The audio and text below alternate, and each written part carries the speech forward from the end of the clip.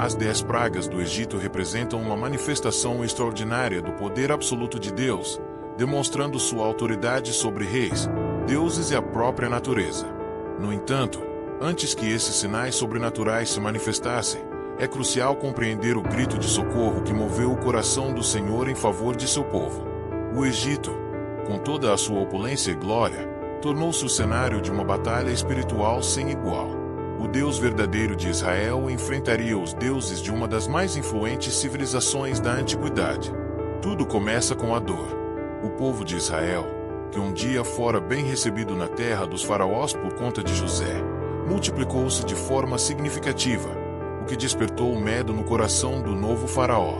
Temendo que os hebreus se unissem aos inimigos em tempos de guerra, esse líder impiedoso decidiu subjugar os israelitas com trabalhos forçados e desumanos. Cidades como Pitom e Ramessés foram erguidas sob o suor e sofrimento dos hebreus. No entanto, quanto mais eram afligidos, mais se fortaleciam. Vendo que a opressão não bastava, o faraó tomou uma medida cruel. Ordenou que todos os recém-nascidos do sexo masculino dos hebreus fossem lançados no rio Nilo. Uma tentativa covarde de destruir o futuro de um povo inteiro. O livro de Êxodo, capítulo 2, nos revela um clamor crescente. O sofrimento do povo era insuportável, suas crianças estavam sendo sacrificadas e sua dignidade arrancada. Mas mesmo em meio ao silêncio aparente, Deus estava atento. Está escrito: "E Deus ouviu o seu gemido, e lembrou-se da sua aliança com Abraão, Isaque e Jacó." Foi nesse cenário de angústia e opressão que nasceu Moisés. Sua mãe, desafiando o decreto do rei, o escondeu por 3 meses. Quando não pôde mais mantê-lo em segurança, preparou um cesto revestido com betume. Colocou o bebê dentro e o soltou nas águas do mesmo rio que deveria ser sua sentença de morte. Mas Deus transformou o rio da morte em um canal de salvação. A filha do faraó encontrou a criança e, tocada por compaixão, decidiu criá-la como se fosse seu próprio filho. Moisés cresceu no palácio, cercado de conforto e privilégios, mas seu coração nunca esqueceu suas origens. Aos 40 anos, após ver um egípcio agredindo um hebreu, tomou uma atitude drástica: matou o agressor. Temendo ser descoberto, fugiu para a terra de Midian, onde passou mais 4 décadas vivendo como um simples pastor de ovelhas. Mas aquele deserto não era apenas um refúgio, era um campo de treinamento espiritual. Ali, Deus estava preparando Moisés, lapidando seu caráter, ensinando-lhe paciência, moldando o líder. O anonimato de Midian era, na verdade, a forja divina que antecederia um chamado grandioso. Enquanto pastoreava o rebanho de Jetro, seu sogro, Moisés avistou algo incomum: uma sarça em chamas que, surpreendentemente, não se consumia. Aquela visão singular o atraiu. Ao se aproximar, ele ouviu a voz de Deus chamando-o pelo nome: "Moisés, Moisés." Tremendo de reverência, ele se escondeu, consciente de que estava diante da presença santa do Altíssimo. Foi ali, no Monte Horebe, que Deus revelou sua intenção: "Tenho visto a aflição do meu povo que está no Egito, tenho ouvido seu clamor por causa de seus opressores. Conheço suas dores. Por isso, desci para livrá-lo." O plano estava traçado, e Moisés era o escolhido. Mas Moisés hesitou. Questionou sua capacidade, alegou não saber falar bem, disse que o povo não acreditaria nele e que o faraó jamais o ouviria. Era como se a insegurança quisesse sufocar o chamado. Mas Deus, paciente e firme, começou a apresentar sinais visíveis de sua autoridade. Transformou a vara de Moisés em uma serpente. Curou sua mão que se tornará leprosa num piscar de olhos. E ainda assim, diante da relutância do escolhido, Deus permitiu que Arão, seu irmão, fosse o porta-voz da missão. E com a autoridade de quem envia, Deus declarou: "Vai agora, e eu estarei com a tua boca e te ensinarei o que deves falar." Com essa certeza ardendo no peito, Moisés retornou ao Egito. Mas o que estava para acontecer não era um simples encontro entre um homem e um rei. Era o embate de um Deus vivo contra os ídolos mortos. A batalha não seria travada com exércitos ou espadas, mas com sinais, juízos e demonstrações de um poder absoluto. Deus já havia dito: "Contra todos os deuses do Egito executarei juízos. Eu sou o Senhor." A missão era clara. Moisés e Arão deveriam ir ao faraó e declarar: assim diz o Senhor, deixa ir o meu povo. Mas o faraó, convencido de sua própria divindade, zombou. Quem é o Senhor para que eu ouça sua voz e deixe ir Israel? Não conheço o Senhor, nem tampouco deixarei ir Israel. Com isso, o palco estava armado. O coração do faraó, endurecido pela arrogância e cegueira espiritual, seria confrontado diretamente pela justiça divina. O clamor do povo que parecia ignorado por tanto tempo estava prestes a ser respondido com força implacável. As pragas não seriam apenas castigos, mas revelações poderosas da supremacia de Deus. As águas, os céus, a terra, os corpos, os animais, os deuses, tudo seria tocado. Deus não apenas queria libertar Israel. Ele queria que o mundo inteiro soubesse. Não há outro como ele. As pragas estavam prestes a começar. O primeiro embate direto entre Moisés e o faraó não foi apenas simbólico. Foi o início da quebra de um império espiritual. Em Êxodo capítulo 7, Deus instruiu Moisés e Arão a irem novamente até o faraó. Dessa vez, levariam um sinal visível da autoridade do Senhor. Diante da corte egípcia, Arão lançou sua vara ao chão, e ela se transformou em uma serpente viva. Esse gesto não era apenas milagroso. Era profundamente simbólico. A serpente, para os egípcios, era um dos símbolos máximos de poder e realeza. Estava gravada nas coroas dos faraós, representando proteção e autoridade divina. Ao transformar uma simples vara em uma serpente viva, Deus estava dizendo, em alto e bom som, eu domino até os seus símbolos mais sagrados. Os magos do faraó, com suas práticas ocultas, tentaram reproduzir o sinal. Também transformaram suas varas em serpentes. Por um momento, parecia que o poder divino poderia ser igualado. Mas então, a serpente de Arão devorou as serpentes dos magos. Uma imagem clara e teológica. O Deus de Israel não apenas rivaliza com os deuses do Egito, ele os consome. Eles não têm poder diante dele. Mesmo assim, o coração do faraó permaneceu endurecido. O sinal não foi suficiente. Ele se recusou a obedecer à voz de Deus. Mas isso não pegou Deus de surpresa. Antes mesmo que tudo começasse, o Senhor havia dito: endurecerei o coração de Faraó e multiplicarei os meus sinais e as minhas maravilhas na terra do Egito. O endurecimento do coração do rei era parte do plano. Serviria para que a glória de Deus fosse ainda mais evidente. Essa primeira confrontação não apenas introduziu os sinais, mas preparou o caminho para algo muito maior. Cada resistência de Faraó seria uma oportunidade para Deus se revelar ainda mais. Cada negação seria o estupim de uma nova demonstração do céu. Moisés e Arão, agora fortalecidos por esse primeiro sinal, estavam prontos. Não recuariam. Eles sabiam. Não estavam apenas diante de um governante.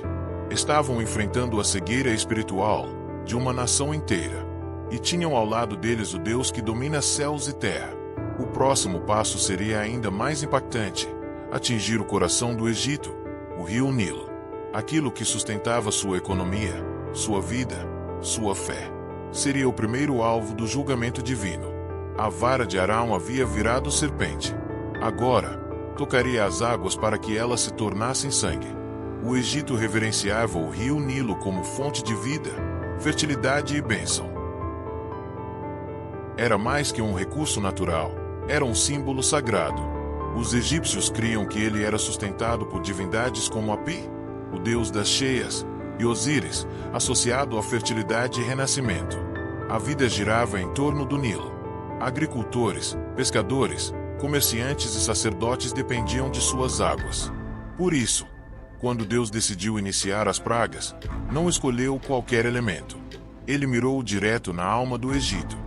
Deus instruiu Moisés: vai ao faraó pela manhã, quando ele estiver indo às águas, e diga-lhe: assim diz o Senhor, com esta vara ferirei as águas do Nilo e elas se transformarão em sangue. Êxodo 7. Naquele encontro às margens do rio, o faraó presenciou algo que abalaria toda a sua estrutura de fé e poder. Arão, em obediência à voz de Deus, estendeu a vara sobre o rio, e imediatamente suas águas tornaram-se sangue. O que antes era símbolo de vida, tornou-se um rio de morte. Peixes morreram aos milhares. O fedor tomou conta. As águas ficaram intragáveis. A terra se contaminou. E todos os canais, poços e até os jarros d'água nas casas foram afetados. A destruição foi total. O Egito cavava freneticamente ao redor do rio em busca de água limpa, mas nada adiantava. A praga durou 7 dias. 7 longos dias de sede, desespero e vergonha diante de um Deus que estava apenas começando a mostrar seu poder. E ainda assim, o faraó resistiu. Seus magos, com seus truques, conseguiram reproduzir o milagre em pequena escala. Mas o problema não era transformar água em sangue. O desafio era reverter a maldição. E isso, nenhum deles conseguiu fazer. Eles imitavam, mas não tinham controle. Deus não apenas julgava o Egito, ele expunha a limitação dos seus deuses e de todos os seus sábios. O povo começava a perceber que algo muito maior do que qualquer força humana ou espiritual estava em ação. Mas mesmo diante de tudo isso, o faraó permaneceu endurecido. A dor do seu povo não o comoveu. A devastação do seu país não o fez ceder. Ele recusou-se a ouvir a voz do Senhor. Porém, aquele primeiro julgamento carregava uma mensagem direta e clara: Eu sou o Senhor. O Egito não estava apenas enfrentando problemas naturais, estava em confronto direto com o Deus vivo. Para os israelitas, aquele sangue no rio era mais que um juízo contra o inimigo. Era a resposta a um clamor. Deus havia ouvido. Deus estava agindo. A aliança com Abraão, Isaque e Jacó ainda estava de pé. E nada, nem mesmo o império mais poderoso da terra, poderia impedir a libertação que estava por vir. O rio que sustentava a vida tornou-se um lembrete da fragilidade humana, um símbolo da limitação dos homens, e do início da ruína daqueles que ousam se opor à vontade do Senhor. A primeira praga foi só o começo. O céu ainda rugiria, a terra estremeceria, e o coração do faraó, mesmo diante do caos, continuaria cego. O Egito mal sabia o que o aguardava nas pragas seguintes, quando não só as águas, mas as casas, os corpos e até o céu seriam invadidos pela mão poderosa do Deus de Israel. Se o sangue no Nilo foi o primeiro golpe no orgulho egípcio, as pragas seguintes vieram em sequência como martelos contra a estabilidade emocional, espiritual e sanitária de um povo já abalado. Deus não apenas feriria o Egito, ele exporia, uma a uma, as mentiras que sustentavam suas crenças e sua segurança. A segunda praga foi anunciada com clareza. Assim diz o Senhor: Deixa ir o meu povo, para que me sirva. Se recusares, eis que ferirei todo o teu território com rãs. Êxodo 8. As rãs eram símbolos de fertilidade e regeneração no Egito. A deusa adorada como protetora da vida e do parto, era representada com cabeça de rã.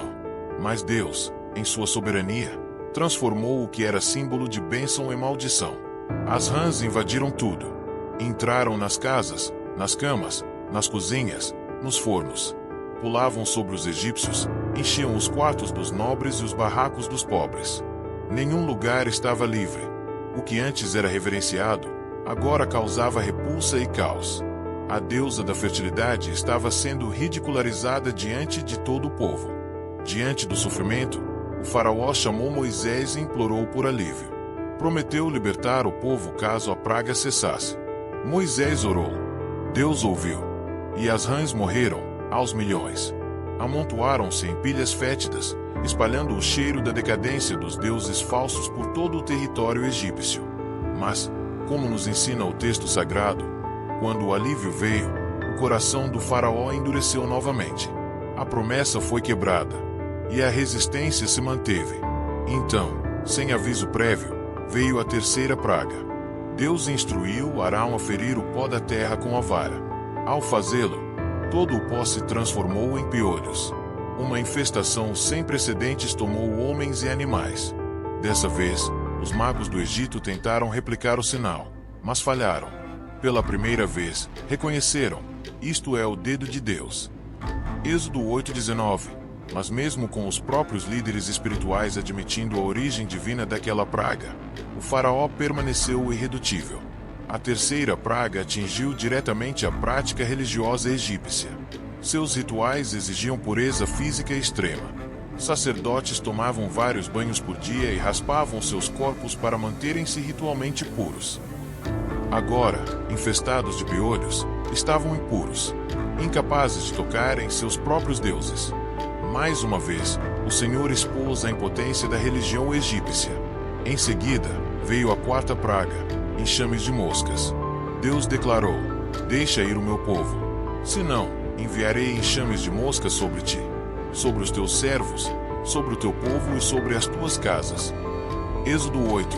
E, como prometido, enxames surgiram como nuvens, invadindo casas, ruas, mercados.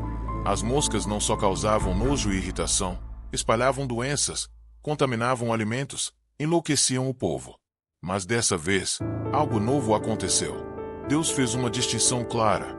Enquanto o Egito era invadido, a terra de Gósen, onde habitavam os israelitas, permaneceu intocada. Essa separação foi um sinal visível do cuidado divino. Deus não só julgava, ele protegia os seus. Diante do caos, o faraó tentou negociar. Propôs que os hebreus adorassem a Deus ali mesmo, no Egito. Moisés recusou. A ordem era clara: sair para adorar no deserto. Diante da firmeza de Moisés, o faraó cedeu, mas assim que as moscas foram embora, voltou a mentir. Promessa quebrada, coração endurecido. As 3 pragas, rãs, piolhos e moscas, foram golpes cirúrgicos contra a idolatria egípcia. Elas desestabilizaram não apenas o corpo físico dos egípcios, mas também sua estrutura espiritual. Mostraram que o Senhor não era apenas um Deus sobre Israel, mas o único Deus verdadeiro. Enquanto isso, a arrogância do faraó se tornava mais do que teimosia. Era uma afronta direta à soberania do Senhor. Com o Egito afundado em pragas que atingiram sua água, seus corpos, suas casas e sua espiritualidade, Deus agora inicia uma nova fase em seu julgamento. A partir daqui, o impacto das pragas deixaria de ser apenas incômodo e passaria a destruir os pilares materiais que sustentavam a sociedade egípcia. A 5ª praga foi um ataque direto à economia da nação, a morte em massa dos rebanhos. O Senhor ordenou que Moisés se apresentasse novamente ao faraó, trazendo a mesma mensagem de sempre, mas com uma ameaça ainda mais grave: se não deixares ir o meu povo, eis que a mão do Senhor estará sobre o teu gado no campo, sobre os cavalos, jumentos, camelôs, bois e ovelhas, com pestilência gravíssima. Êxodo 9. No dia seguinte, como Deus havia dito, uma praga mortal caiu sobre todos os animais dos egípcios. Rebanhos inteiros tombaram. Os campos ficaram silenciosos, sem mugidos, sem relinchos, sem vida. Mas algo extraordinário aconteceu. Nenhum animal pertencente aos israelitas morreu. O Senhor estava deixando claro: sua justiça não era cega. Ele fazia distinção entre seu povo e os que o oprimiam. O impacto foi profundo.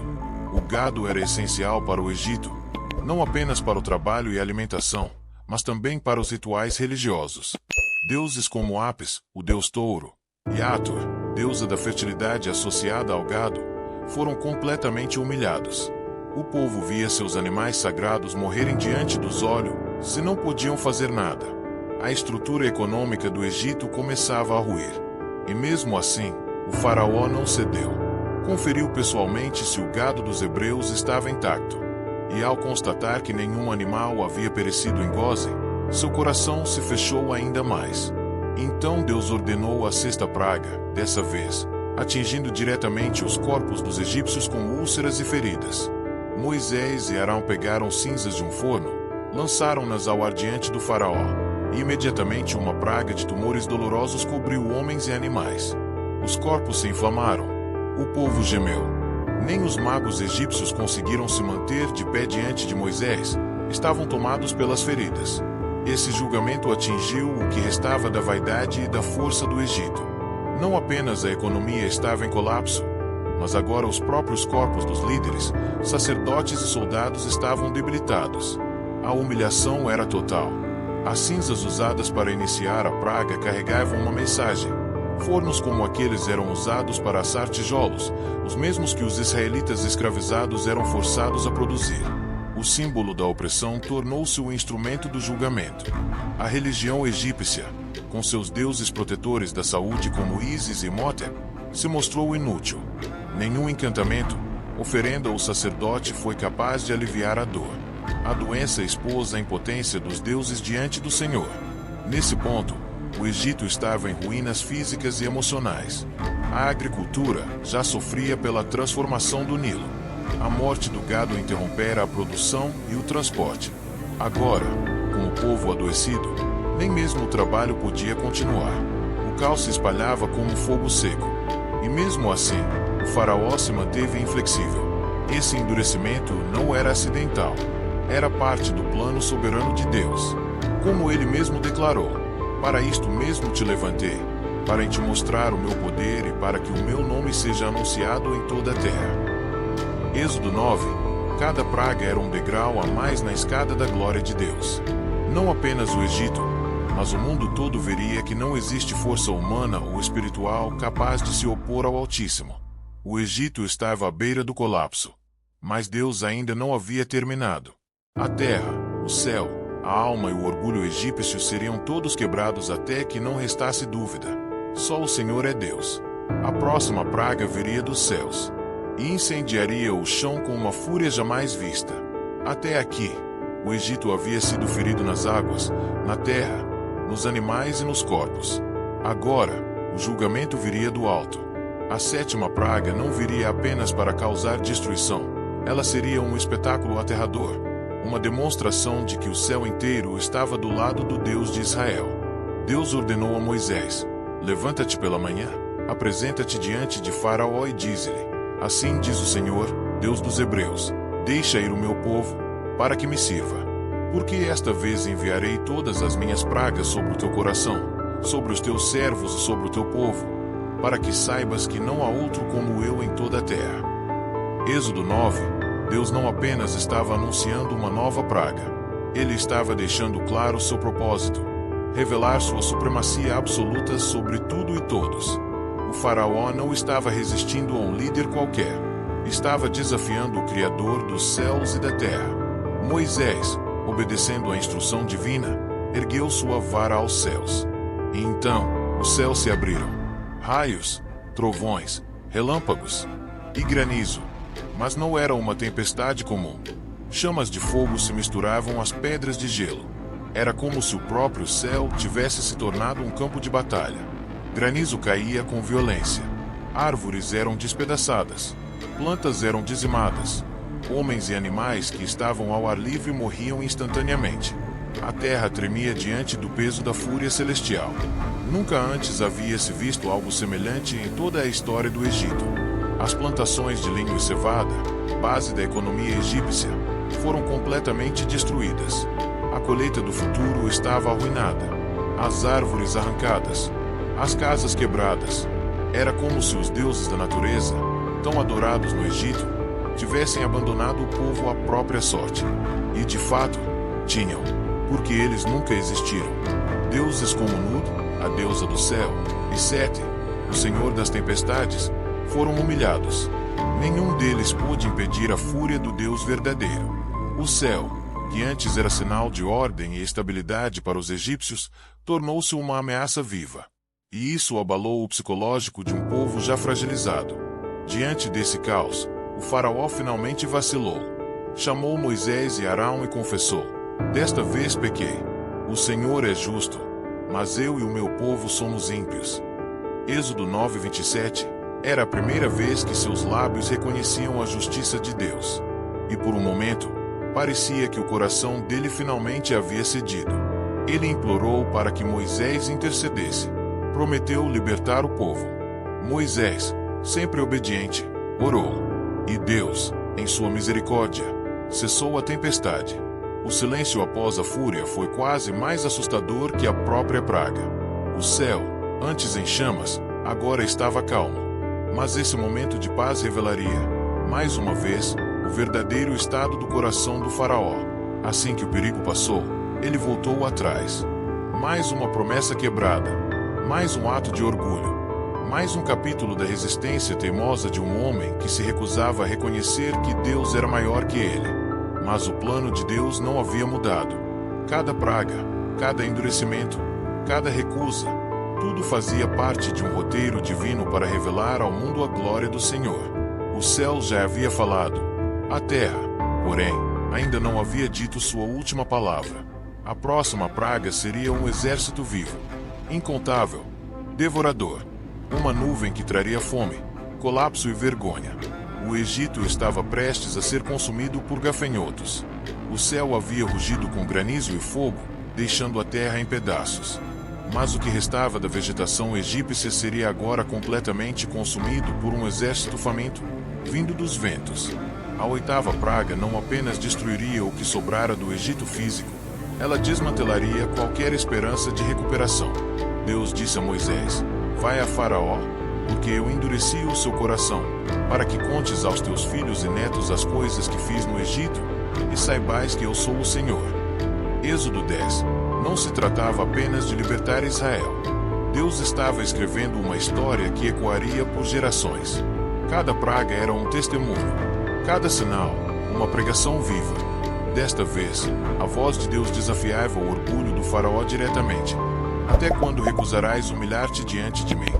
Deixa ir o meu povo para que me sirva. Moisés foi claro.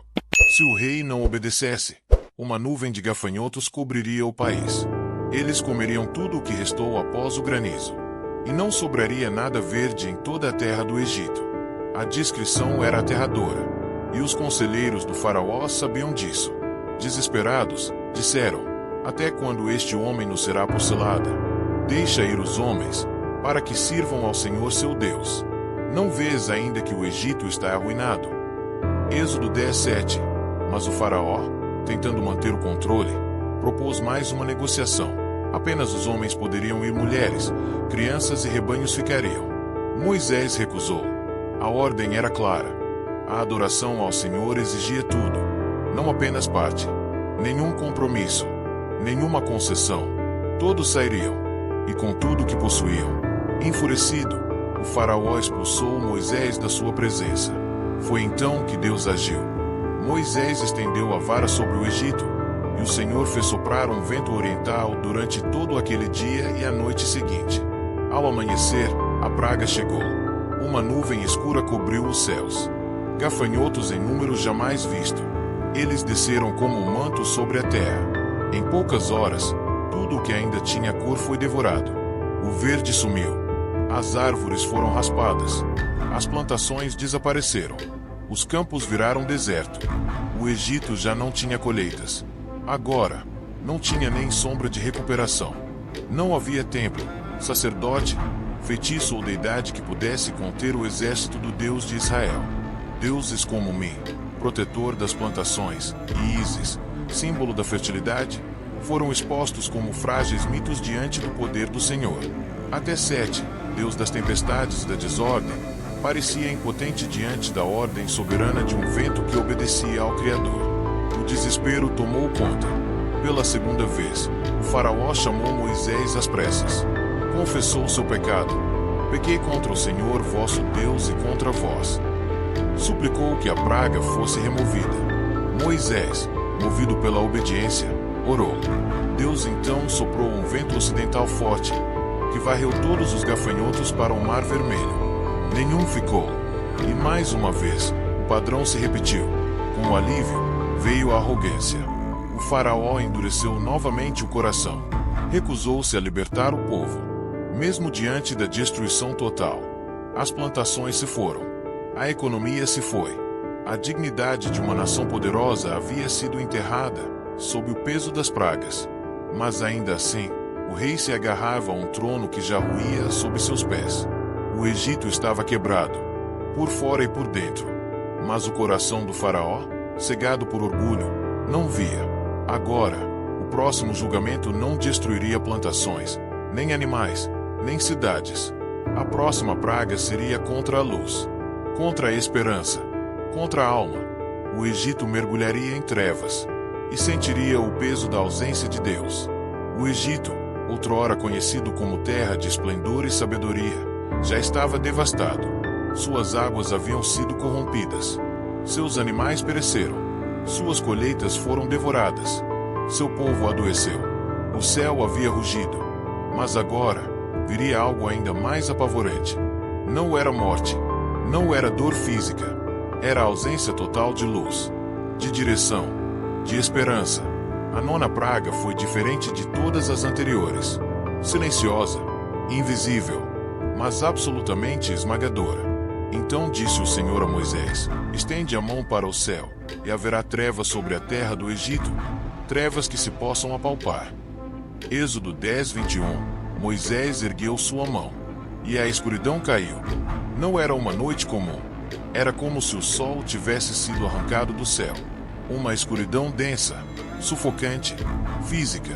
A Bíblia descreve que os egípcios não conseguiam enxergar uns aos outros, nem mesmo se levantar de onde estavam. Por 3 dias, o Egito ficou paralisado. Mas na terra de Gósen, onde moravam os filhos de Israel, havia luz. Mais uma vez, Deus não apenas julgava, ele fazia distinção.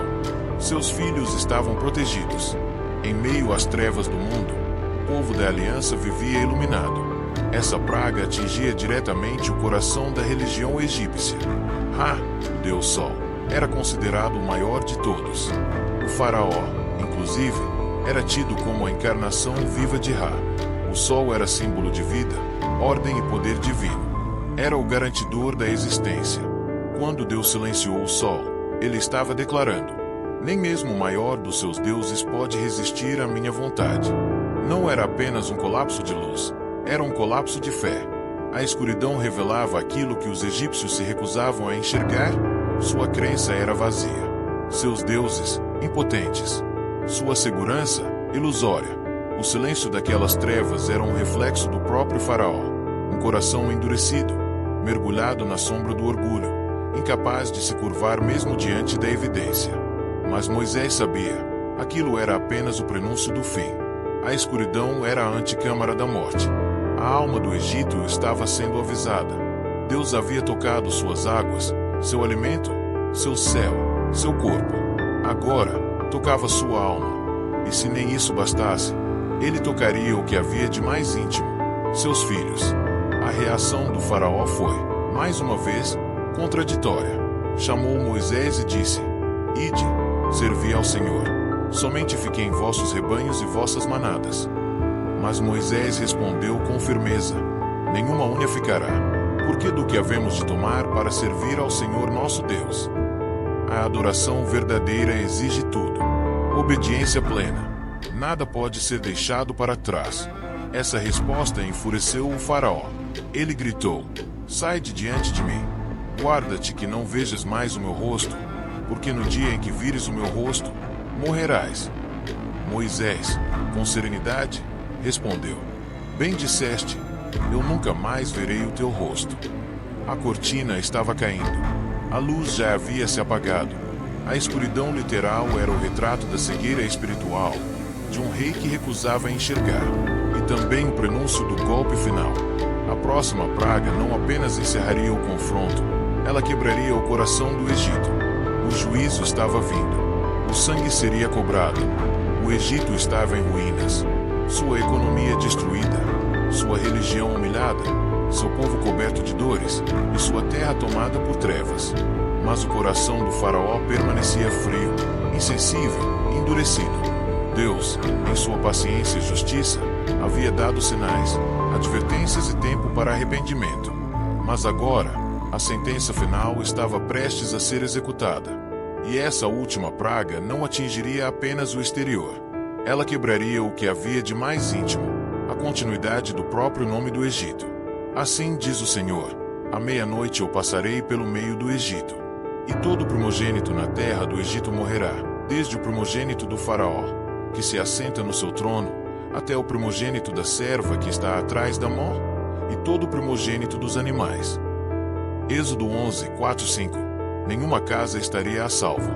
Nenhum título, nenhuma posição, nenhum clero, nenhuma nobreza protegeria os filhos do juízo de Deus. Os primogênitos representavam não apenas os herdeiros, mas o futuro da linhagem, a honra familiar, a segurança de gerações. Deus estava prestes a mostrar que nenhum trono ou divindade poderia proteger o Egito de sua justiça. Mas antes de derramar o juízo, Deus mostrou misericórdia. Ele deu instruções ao seu povo. Era chegada a hora da primeira Páscoa. Cada família israelita deveria sacrificar um cordeiro sem defeito, comer sua carne com pães sem fermento e ervas amargas, e marcar os umbrais das portas com o sangue do cordeiro. O sangue não era um enfeite, era um sinal, uma marca visível de fé e obediência. E aquele sangue vos será por sinal nas casas em que estiverdes. Vendo eu o sangue, passarei por cima de vós, e não haverá entre vós praga de mortandade. Êxodo 12:13. Enquanto os egípcios dormiam sem saber que era sua última noite em paz, os israelitas estavam prontos, vestidos, de sandálias nos pés, cajados na mão, ceando com reverência, esperando, crendo, confiando no Deus que livra. À meia-noite, o Senhor passou, e então o grito, um lamento cortou a noite, e houve grande clamor no Egito, porque não havia casa em que não houvesse um morto. Êxodo 12:30. A morte caminhou pelas ruas, entrou nos palácios e cabanas, visitou nobres e servos. O primogênito do próprio faraó, seu herdeiro, sua extensão divina, foi encontrado sem vida. Os deuses egípcios, mais uma vez, se calaram. Osíris, deus da vida e morte, não fez nada. Ísis, deusa protetora das crianças, foi silenciada. Foi o colapso final. O faraó, despedaçado, chamou Moisés e Arão durante a madrugada. Não gritou, não barganhou, apenas rendeu-se. Levantai-vos, saí do meio do meu povo, vós e os filhos de Israel. Ide, servi ao Senhor como tendes dito. Levai também vossas ovelhas e vacas, e abençoai-me também. Êxodo 12:31-32. Um rei que antes se via como um deus agora pedia bênção ao servo do Deus verdadeiro.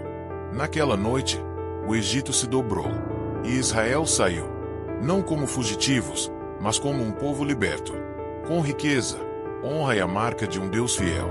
O sangue do cordeiro que os poupou naquela noite se tornaria símbolo de algo muito maior no futuro. O Cordeiro de Deus que tira o pecado do mundo.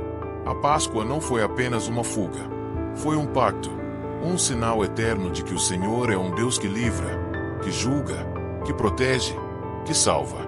E assim, a jornada começou. O Egito ficou para trás, e diante deles estava o deserto, o Mar Vermelho e a terra prometida. As pragas haviam cessado, mas o propósito de Deus estava apenas começando. As 10 pragas do Egito não foram apenas castigos. Foram gritos de um Deus que liberta, sinais de um Senhor que não ignora a dor do seu povo, e lembretes poderosos de que nenhuma força na terra pode resistir à sua vontade. Cada praga foi um ato de justiça, cada sinal, uma proclamação de soberania, e cada livramento, uma demonstração de amor. O mesmo Deus que se levantou contra o Egito para libertar Israel é o Deus que hoje luta por você. Ele ainda ouve o clamor dos que sofrem, ainda responde à fé dos que confiam, e ainda age, com mão forte e braço estendido, para libertar aqueles que o buscam. Se essa mensagem tocou seu coração, curta esse vídeo, comente com fé, nem que seja apenas um amém, e compartilhe com alguém que precisa ouvir o poder dessa história. Vamos juntos espalhar a verdade que liberta. Deus é o mesmo ontem, hoje e eternamente. Curta, comente, compartilhe, e que essa mensagem alcance muitos corações, porque o mundo precisa se lembrar, não há outro como o Senhor.